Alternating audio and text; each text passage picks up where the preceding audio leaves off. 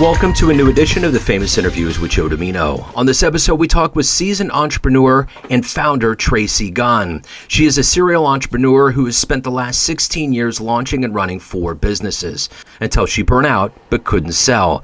But she fixed the business and found a buyer within 3 months. Now she helps business owners to prepare for exit so that they can know the precise steps to ensure that they can fix their business so they can work less, make more, and create a sellable business so they can enjoy their next big exit.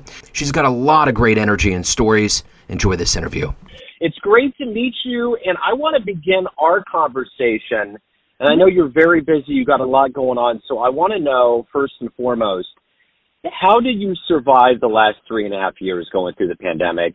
And how has it changed you now that we've kind of emerged and things are opening up now? I mean, it's funny because I had like my big life transition with all my businesses. Like that's a little bit of my backstory with 2019. So I was already like in the mindset of like, I don't want to do what I'm doing anymore. How do I fix this? Right. And I thought, oh shoot, I'll just sell. And then it like the broker told me don't bother. And I had 4 businesses. So it was like, and then I found a buyer.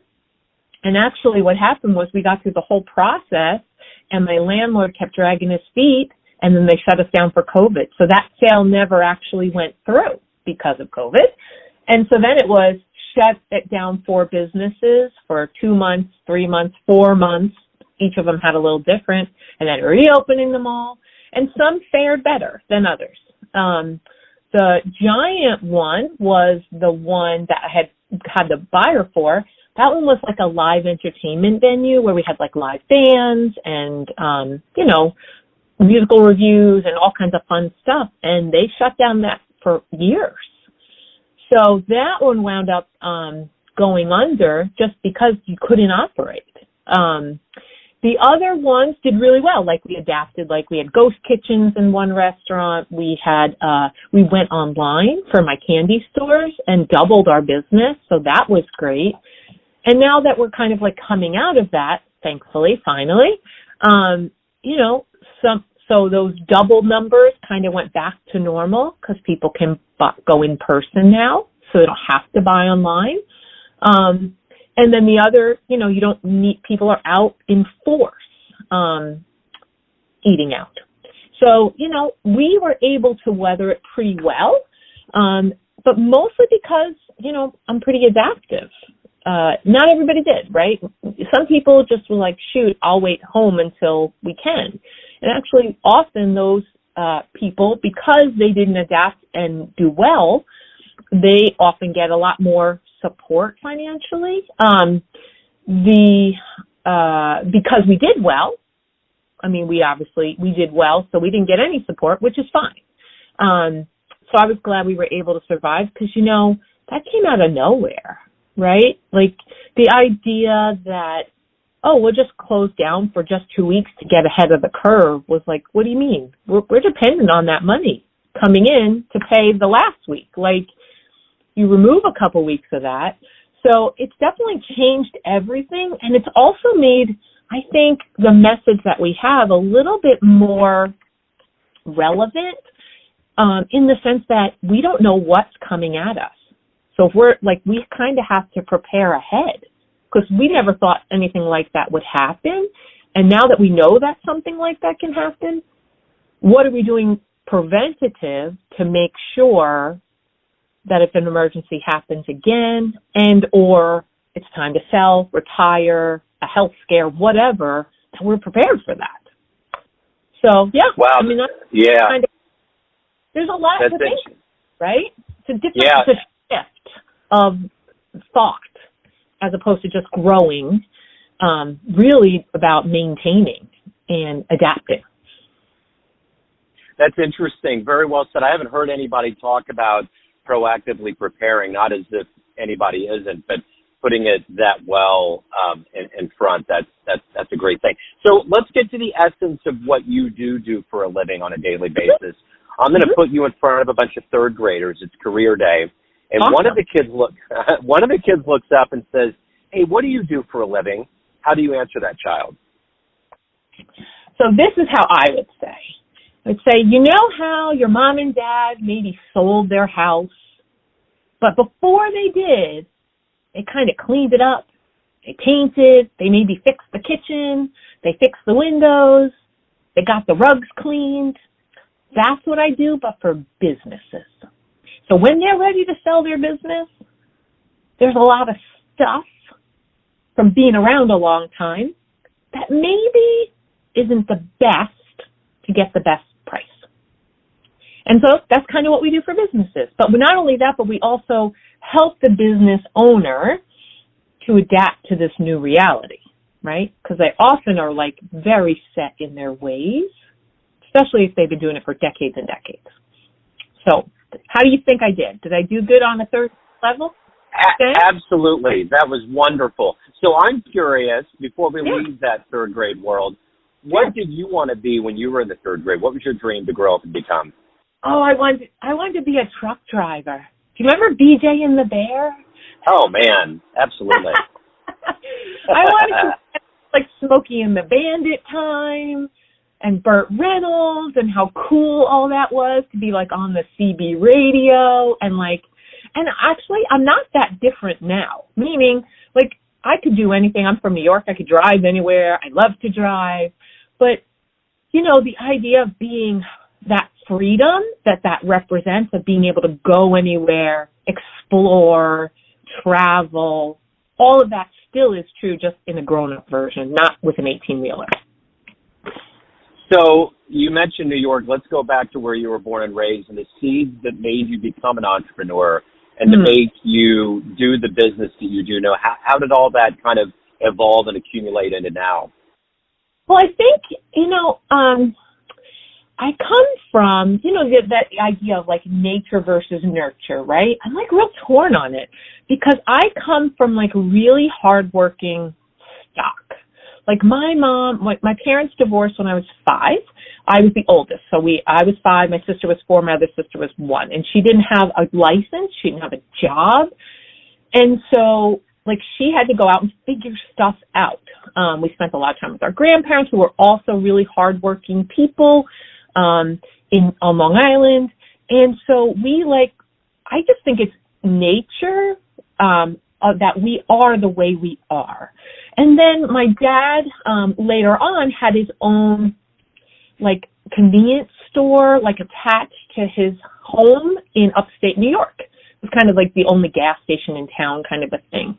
And working in that from a very young age, going to work with my mother like at the grocery store, like stocking shelves and rotating stock and like closing registers and all those things taught me all of these skills so that when it came to later on and when I was like, I think I want to have my own thing, it was easy for me. It was kind of a no-brainer for me. And it might not be that case for everybody, but like I was super confident that number one, I was pretty smart, and number two, that I had the basics down, right? I knew how to run a register. I knew how to talk to people. I knew how to wait on people.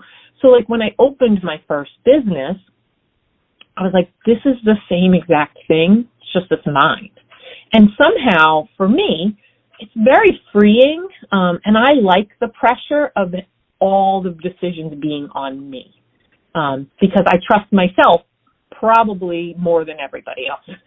So for me, that was more natural. And I mean, I've had a job since I'm, 11. My mom worked like part-time in a bagel store on Long Island, and I made all the cream cheeses. And then I went to Dunkin' Donuts and I made all the donuts, all before I was 15.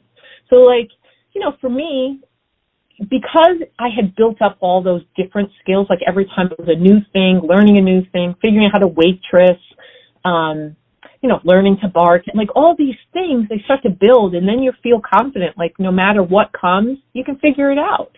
And that's kind of how I started on all these journeys.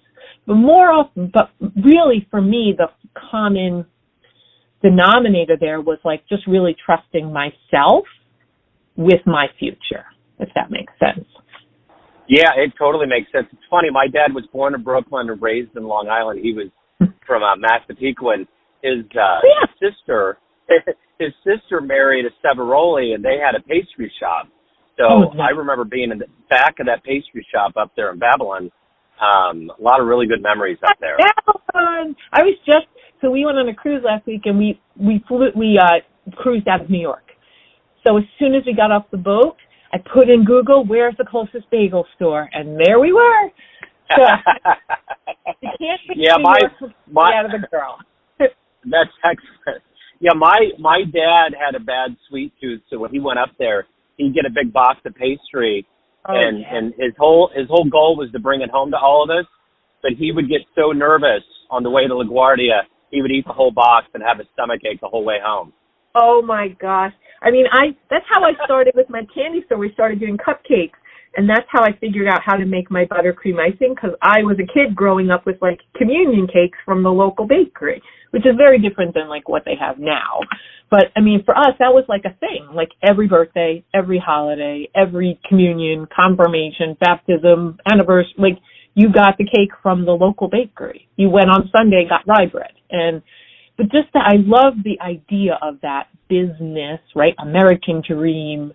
I love all of that. And it's probably from the roots of really having that connection with your local, my first business that I did myself was a candy store. Why? Because when I was a kid, that was the one store when we went on vacation we all went into, right? That was the one place my mom said, all right, we'll spend money here. For me, that's like, a part of the nostalgia and Americana. Like, I think every Main Street needs a candy store. It kind of brings the community together, all of that good stuff. I love all of it. Yeah, it makes total sense. So who's been kind of a hero for you in your life? Oh, gosh.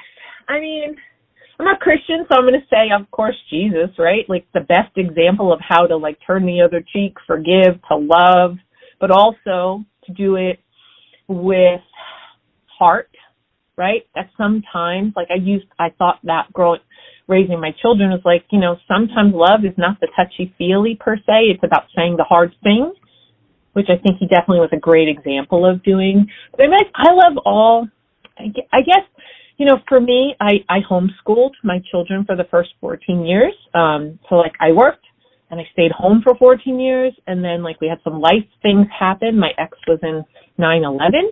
And when everything kind of was falling apart around us, my solution was, let's go start a business.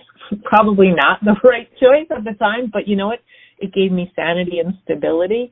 And so like, having all that time, like to really with my children, staying home all those years, like, and learn, and really just like admiring, like, I'll tell you, I recommend homeschooling to like a lot of parents. If you can make it work, do it, not just because you love your kids and you get to spend some time with them, but it's like you get to get your education all over again, like learning about all of our founders in this country, learning about what went on in the world, right? Famous people, like artists who their thoughts were crazy compared to everybody else, like the outliers, all of that kind of history.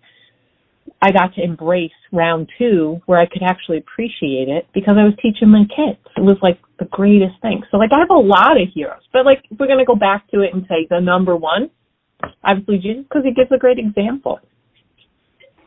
So if you can meet anybody alive on the planet right now and spend some time with them, who would it be? Oh gosh.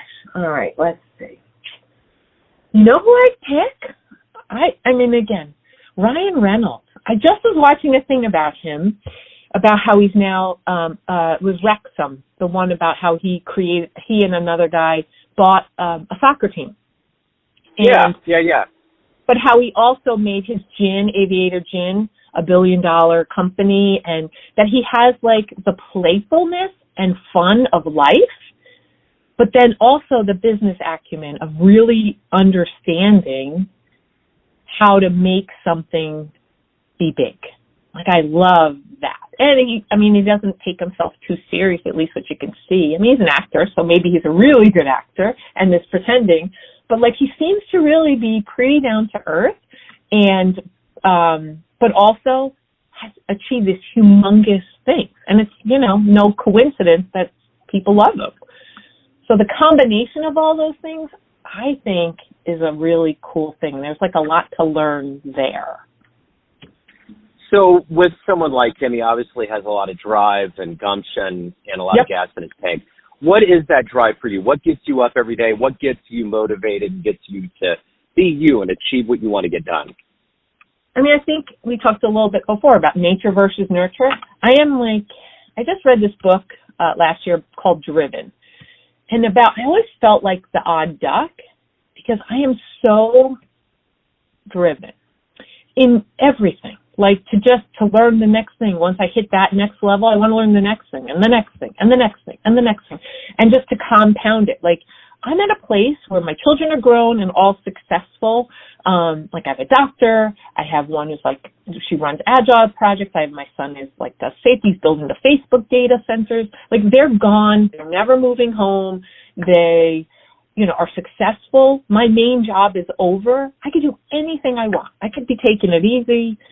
I mean, we travel a lot, but I love learning. I love every day the next challenge that's teaching me to be more, to learn more, to be better, to help more, to serve more, right? When I figured out, oh gosh, my businesses can't sell, why didn't I know this? Why didn't anybody tell me? It did put a passion in me to be able to share that, to do things like this, to be spreading the message. I don't have to do this, but I'm really passionate about it. I just love business. I love learning. I love our country.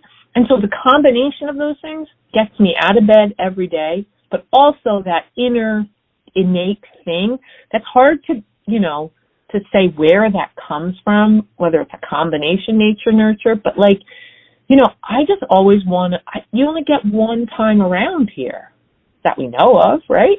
And so yeah. I just want it to be, I don't want to get to heaven and be it could have been so much better.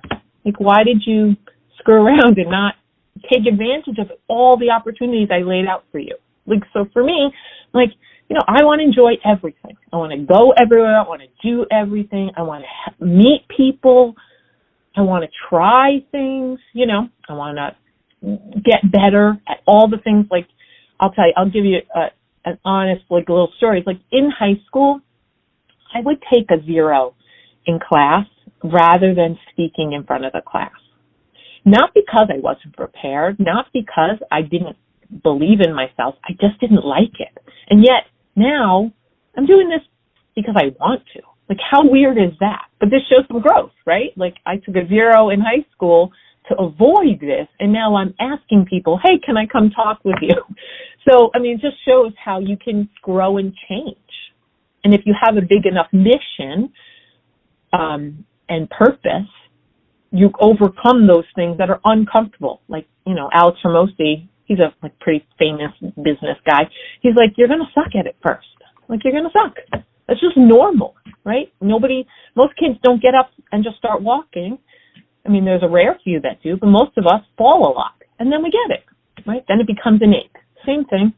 And I love that I'm just, while I can, taking the opportunity, I recently turned 50. Now I'm 50. How old am I? 52. In our family, the women usually live to 99. Great-grandmother, grandmother. My mom's really healthy at 72. So I just thought, gosh, I'm 50 a couple years ago. I have 50 more years. I did the things that I wanted to do, right? I did the childhood thing. I got married. I raised my children. I started businesses. What do I want to do with the next 50? I got a whole nother life left. And I want it to be amazing.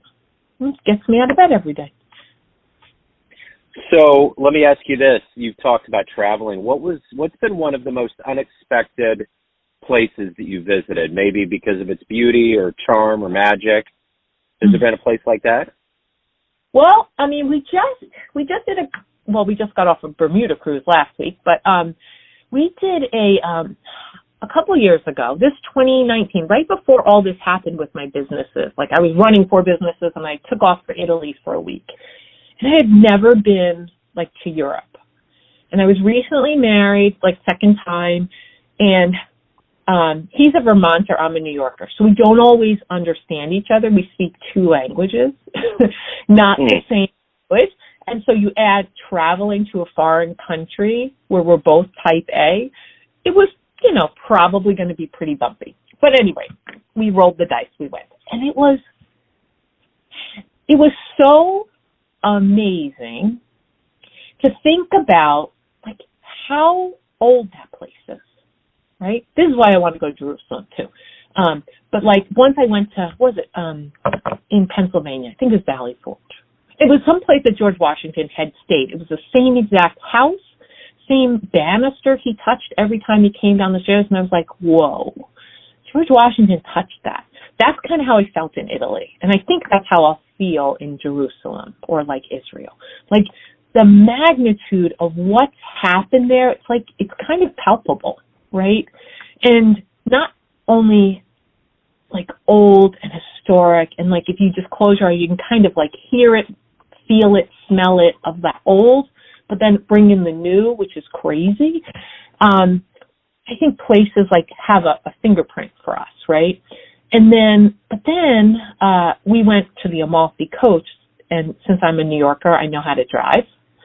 People might argue that, but I do.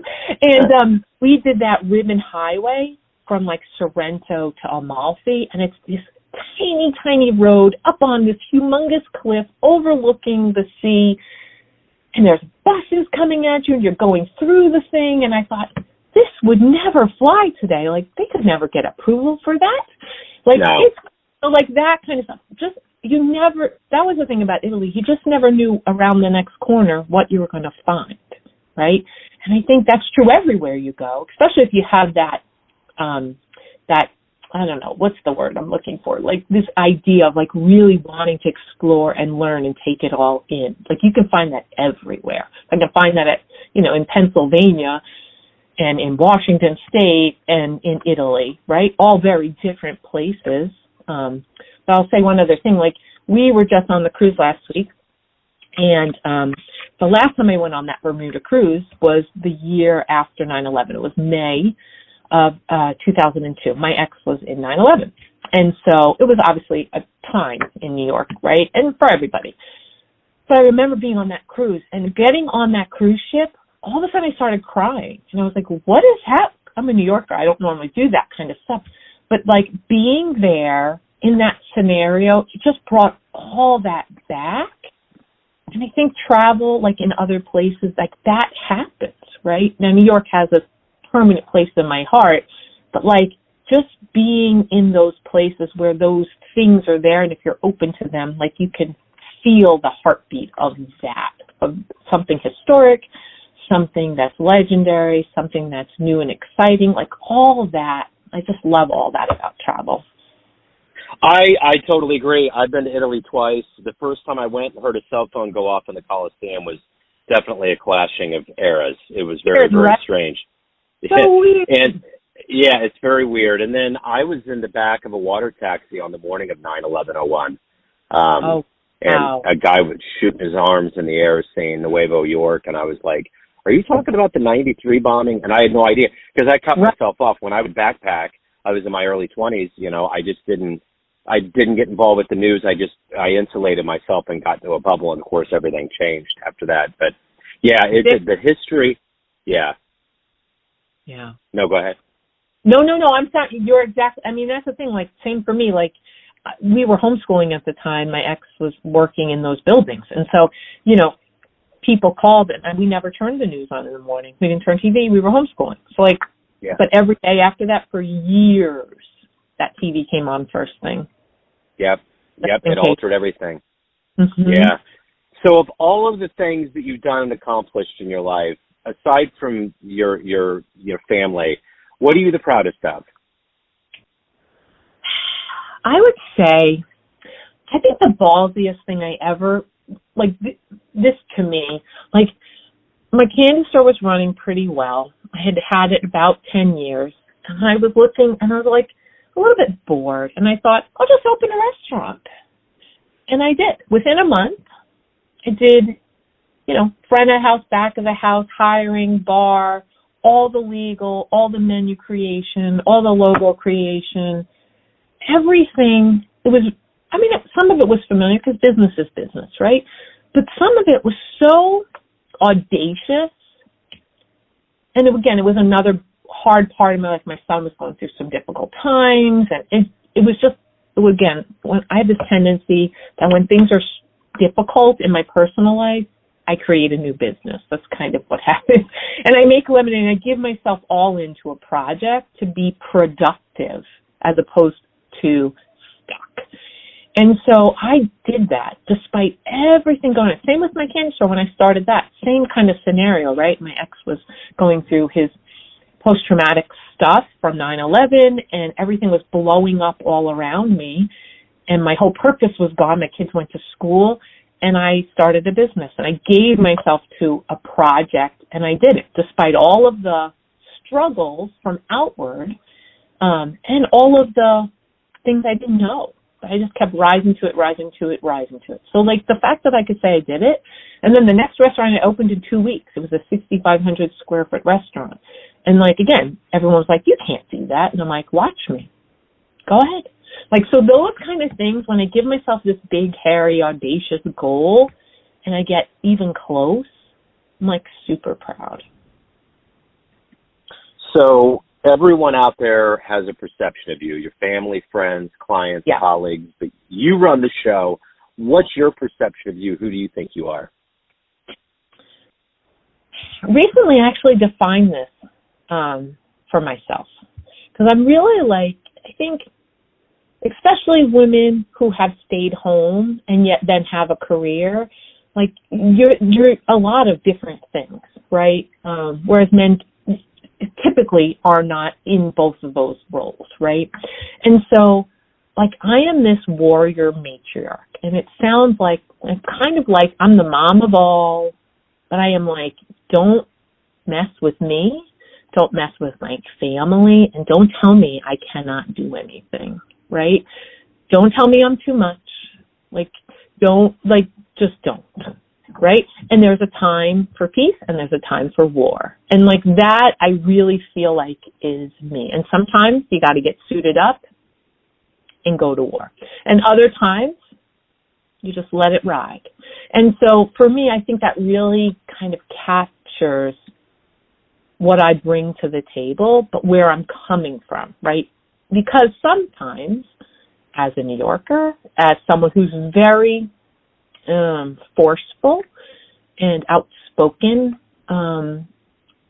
it can be taken a lot of ways. I mentioned, like, my husband and I don't always see eye to eye because he has assumptions, because New Englanders are very different than New Yorkers. Like, we don't always understand each other, right? So there's a lot of conclusions that are drawn based on that. But if I were to say, like, where does it come from, right? It pours out of that spirit of, like, wanting to take everybody along on the ride with me, and protecting the ones I love. Like, that's it. That's a great answer. So, Tracy, if anyone wants to reach out to you, learn more about you, anything about your world, where's the best place to go? Well, I'm the Tracy Gunn on every social, or I have getexitable.com if you're a business owner and you're thinking about, like, selling your business, which is really hard to do and pretty rare, and how you can change the odds. So that's a great place. There's a lot of free resources there. And that's pretty much it, I think. Yeah, we're out there in the world. Absolutely you are. Tracy, thank you so much for your story, your energy, your passion. I appreciate it. Best of luck with everything. Thank you so much. This was so fun. It's a little different than my normal podcast interview. So it was so fun. I really appreciate you having me on. Thanks for tuning in to another famous interview with Joe Dimino, where we cover the world of art, literature, business, spirituality, music, and more from around the globe. Our esteemed theme music was composed and produced by the great E.E. Pointer of Kansas City's River Cow Orchestra. If you want to hear more interviews, visit the Famous Interviews with Joe Dimino channel on YouTube. You can also find us on Spotify and Apple Podcasts. Thanks again for listening, and until next time.